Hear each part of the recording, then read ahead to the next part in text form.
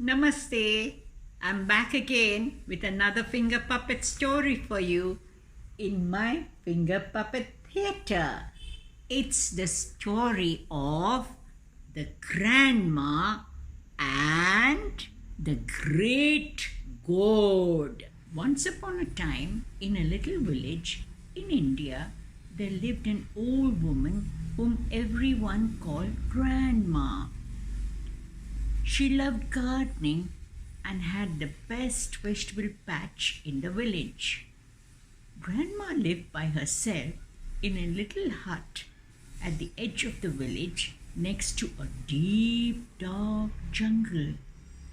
At times she could hear herds of elephants lumbering on forest paths, thup, thup, thup, or giant lizards slithering over dry leaves, cush, cush.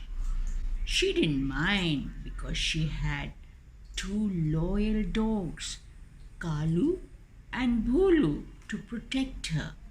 They also helped her with garden chores.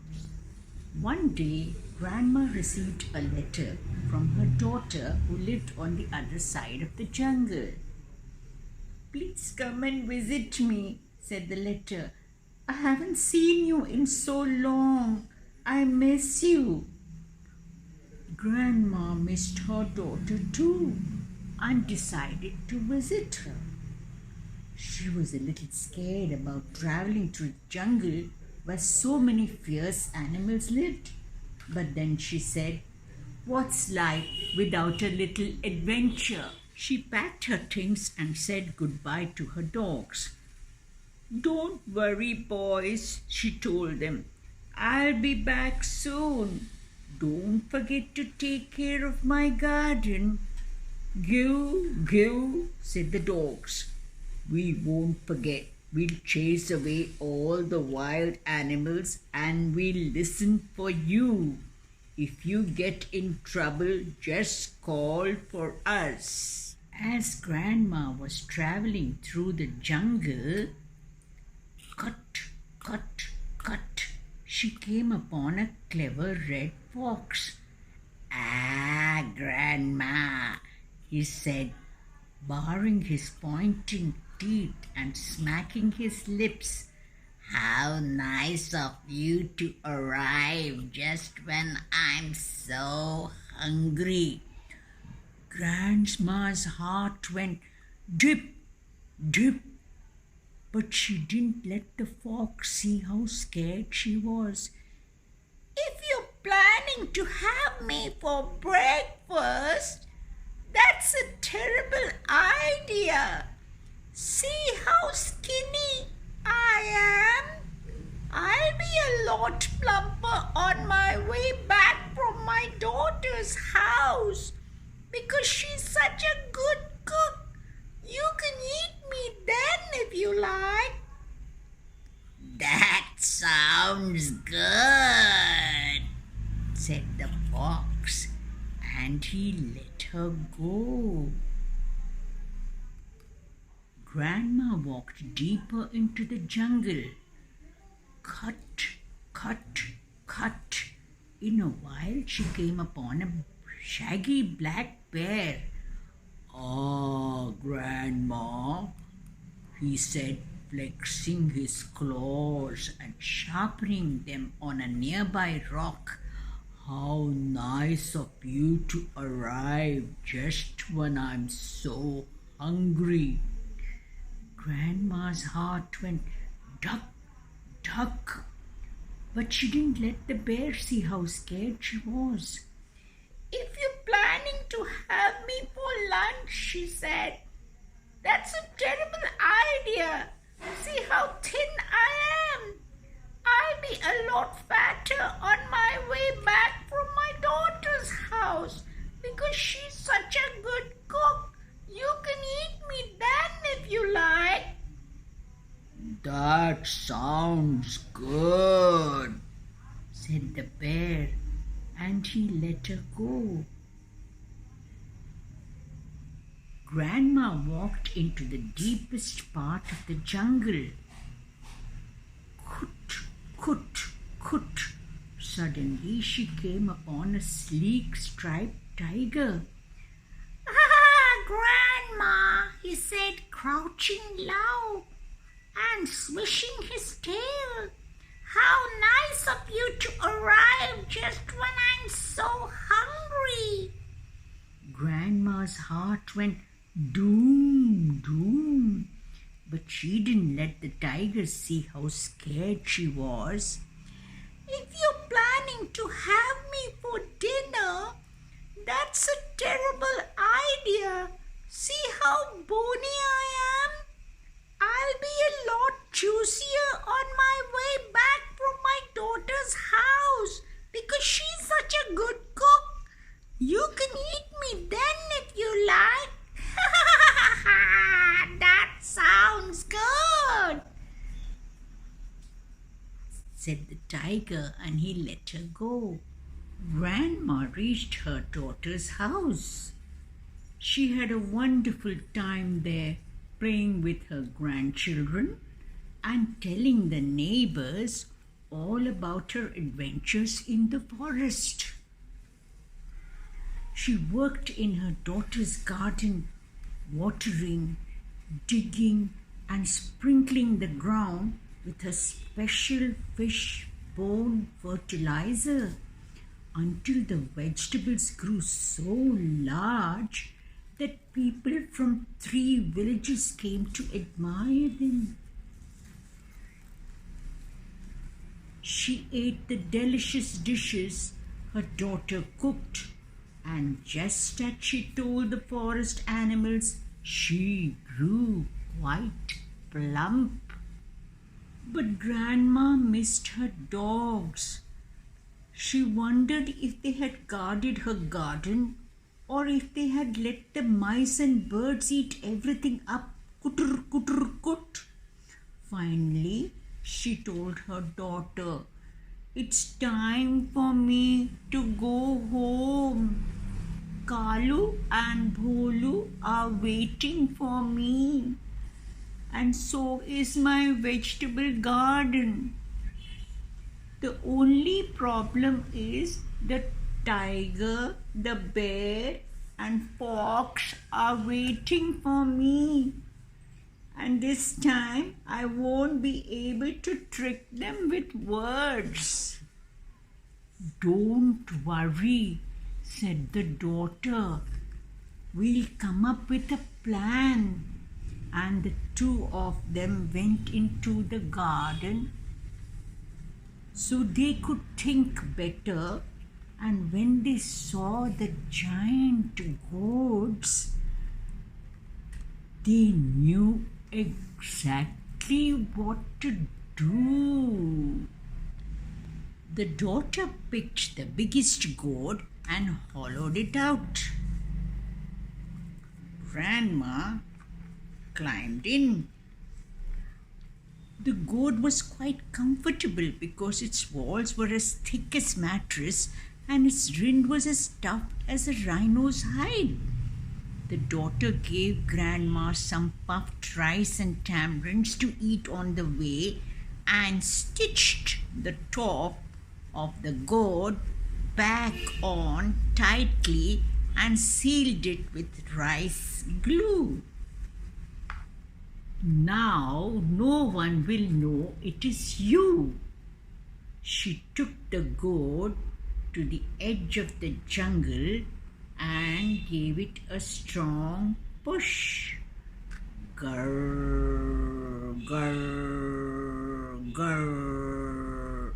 The gourd began to roll down the jungle path. In a while, the gourd reached the part of the forest where the tiger was waiting for Grandma. Because he had never seen such a large gourd, the tiger didn't know what it was. "What a strange creature," he cried. He sniffed around the gourd, and because it was all sealed up, the tiger couldn't smell Grandma. In a high, thin voice, Grandma chanted, "I'm just a rolling gourd. singing my song. Won't you give me a push and help me along? I guess I could do that, said the tiger. I wonder when the old woman's coming back, though. I'm getting terribly hungry. It rammed the gourd with its head and sent it bouncing down the path. Drum, drum, bounced the gourd. Bap, re, bap, said the grandma. That was close. It's a good thing that the flesh of this gourd is so soft, or my bones would be shaking like the stones inside a rattle. And she ate some puffed rice and tamarind. In a while, the gourd reached the part of the forest where the bear was waiting. He too didn't know what the gourd was. What a strange creature, he cried. He sniffed around the gourd. Because of the rice glue, he couldn't smell Grandma. Grandma chanted, I'm just a bouncing gourd singing my song. Won't you give me a push and help me along? I guess I could do that, said the bear. I wonder when the old woman's coming back, though. I'm getting terribly hungry. He gave the gourd a powerful swipe with his paw and sent it spinning around the path. Chat-put, chat-put, chat-put, spun the gourd. Bap-re-bap, said Grandma. That was close. It's a good thing the walls of this gourd are so thick and strong, or by now I'll be dizzy as a dervish. And she ate some puffed rice and tamarind. The gourd rolled and bounced and spun until it was almost at the edge of the forest. Only a little while longer, thought Grandma. Just then, the gourd reached the part of the trail where the fox was waiting for Grandma. What's this now? He cried, sniffing around the gourd. Grandma chanted, I'm just a spinning gourd singing my song. Won't you give me a push and help me along? But the clever fox said, 101 times I've sneaked into villages to steal chickens, but I've never seen a singing gourd. Something is odd going on here. He grabbed the top of the gourd with his sharp, pointed teeth and shook it back and forth until the rice glue cracked and the stitches broke off, and out fell Grandma. Dhap, dhapash! Ah, Grandma, how nice and plump you look. Whatever were you doing inside a gourd? You got me fair and square, said Grandma. I guess you deserve to eat me up, but I have a request. Can I sing one last song before you start chewing on me? Oh, all right, said the fox, drooling a little. Just don't make it too long. I won't. Kalu, Bolu, do. Kalu, Bolu, come to me, do. Back in the village, Kalu and Bholu heard Grandma's voice. They knew she was in danger. Quick as wind, whoosh, whoosh, they flew into the forest, fangs bared, growling horribly. They chased the fox away, scaring him so much that he never came back. Grandma gave her dogs a big hug. "Thank you, boys. You saved my life." "Go, go," said Kalu and Bholu modestly. "It was nothing." When she got back to her hut, Grandma was delighted to see that her garden was chock full of vegetables. Kalu and Bholu had done a good job. She picked the freshest ones and cooked a delicious pot of khichdi with lentils and rice, cauliflowers and peas, and shiny white potatoes as big as your fist. And together they ate it all up. The end. I hope you liked that story, children. The Grandma and the Great Gourd, which was retold by Chitra Banerjee Divakaruni. And don't forget to subscribe for our channel, Nori Puppets. Thank you for watching. Bye for now.